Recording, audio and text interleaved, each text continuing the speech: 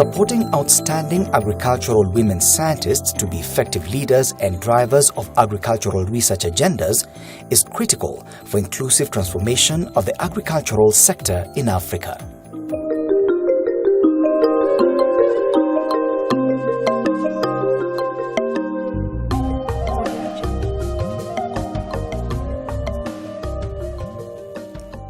Only 24% of agricultural researchers in sub-Saharan Africa are women, and only 7% are in leadership.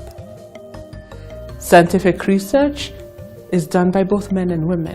And yet on this continent, we're in a situation where we fail to leverage the full talents of our female scientists. And so that is why Award is working to increase the numbers of women in agricultural research leadership for the continent. We need to make sure that our best and brightest brains are at the table, setting the agenda and leading the research that's going to help us feed ourselves in the face of the constraints that we're facing as a continent. Through its fellowship initiative, Award has supported 1,206 individuals from 36 countries globally over the last years.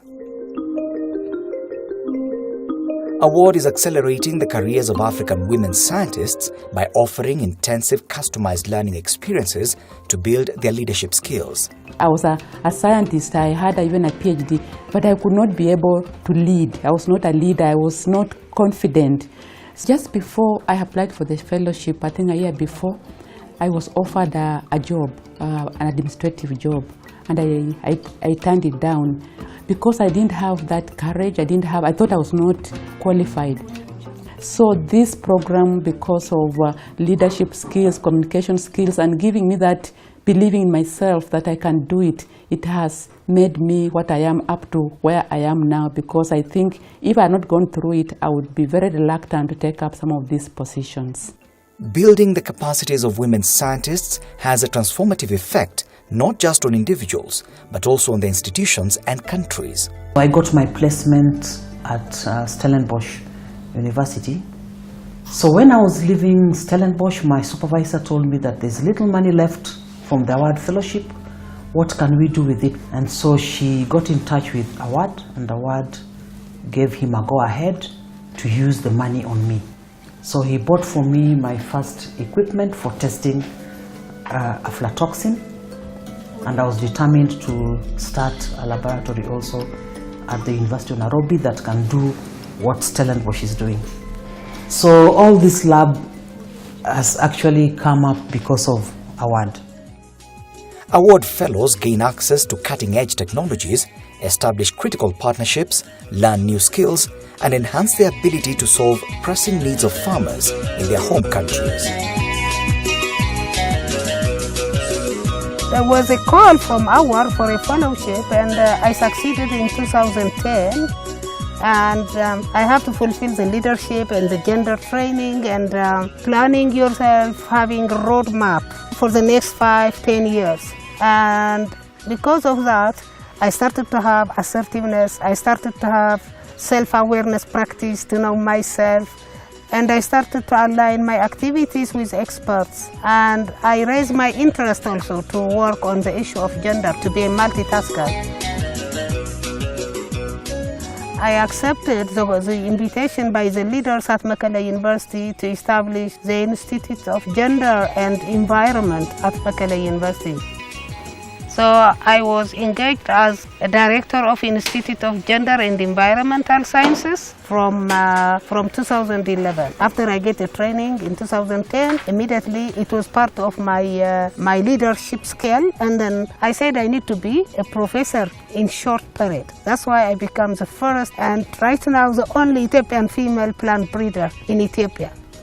And then after, I said, why not to be the Deputy Vice Chancellor in Mekelle University. So it's 2 years since I became a Deputy Vice Chancellor, and we are focusing on female.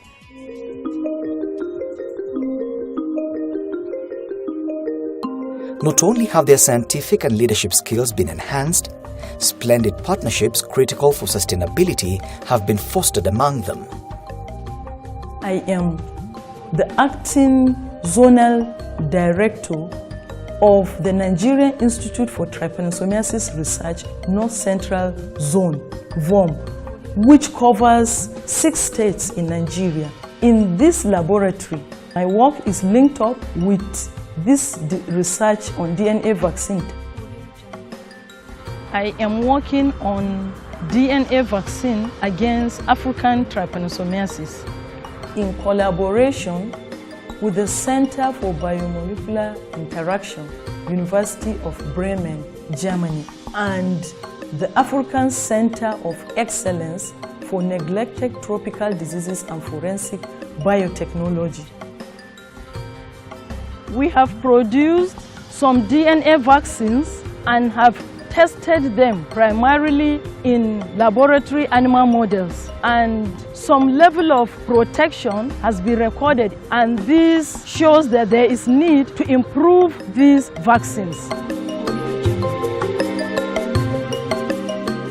Trypanosomiasis occur in the rural areas where the farmers are very poor.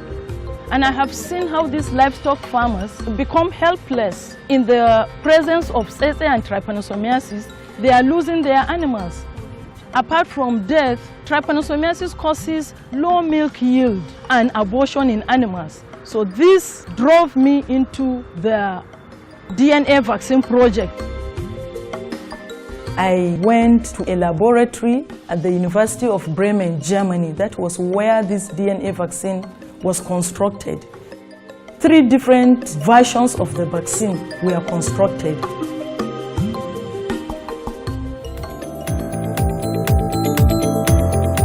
Award equips its fellows and researchers from its partner institutions with the skills to facilitate interactions and partnerships with farming communities. We need to pay attention to the ways that gender-responsive research gets off the shelves and into the hands of value chain actors, from lab to farm to market. If Africa is to realize inclusive, agriculture-driven prosperity, the gap between agricultural research, farming communities, and agribusinesses must be bridged. Connecting these key players will not only maximize adoption and commercialize agricultural innovations, but will also build sustainable agricultural value chains for the continent. I'm a researcher working with the Zanzibar Seaweed Cluster Initiative. I am a 2014 award fellow. My work is mainly to do research in seaweed farming and value addition.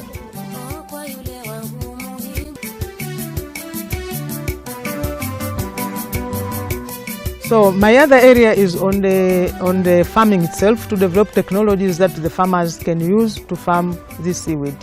And we have 2 types of seaweed. One is called cottony, and its price is higher than the other one called spinosum. But because of changes in the environment, the higher value seaweed is not growing anymore. So I am working to develop technologies that the farmers can use to produce this higher value seaweed. So they produce the higher value seaweed and then they add value to the lower value seaweed. So I have developed a recent technology called tubular nets, where the farmers use tube nets made locally in Tanzania. And actually I initiated to make these locally, local tubular nets. The farmers can use these nets to plant the higher value seaweed in deeper waters. We are talking about 2 to 6 meters, so they can produce the higher value seaweed.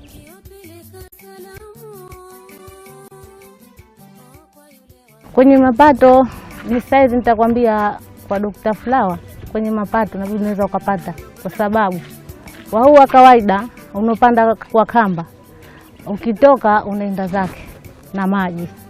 Sasa Dr. Flower nabidi tayari ukaanza kuharibika, unakalisha ndani ya nyavu, hautoki. Nabidi unaupata zaidi kulikoni wa kamba za kawaida.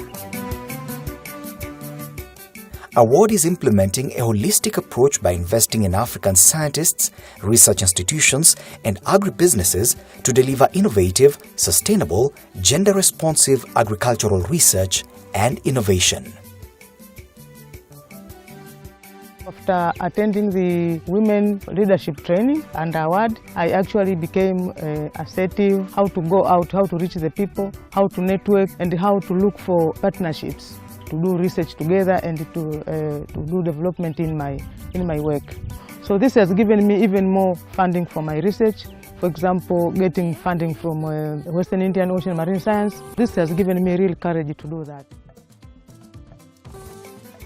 We serve as a career accelerator for Africa's highest potential and most promising agricultural scientists.